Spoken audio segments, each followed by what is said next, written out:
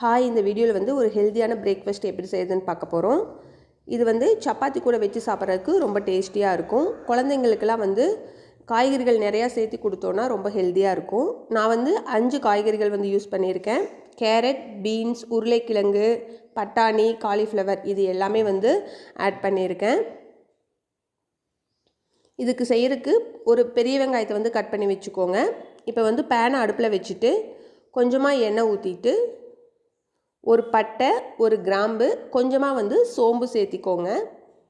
இது எல்லாம் பொரிஞ்சதுக்கப்புறமா கட் பண்ணி வச்ச பெரிய வெங்காயம், பச்சை மிளகாய் ஒன்று வந்து ஆட் பண்ணிக்கோங்க. இது நல்லா வதங்கினதுக்கப்புறமா ஒரு தக்காளி போட்டு வதக்கிடுங்க.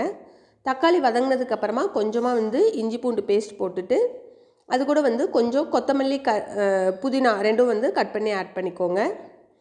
அது எல்லாமே நல்லா வதங்கினதுக்கப்புறமா கொஞ்சமாக வரமிளகாய் பொடி, மல்லிப்பொடி, மஞ்சள் பொடி, கரம் மசாலா கொஞ்சமாக வந்து ஆட் பண்ணிக்கோங்க. நான் வந்து பெப்பர் பொடி வந்து போட்டிருக்கேன். அது போட்டிங்கன்னா நல்லா ஃப்ளேவர்ஃபுல்லாக இருக்கும்.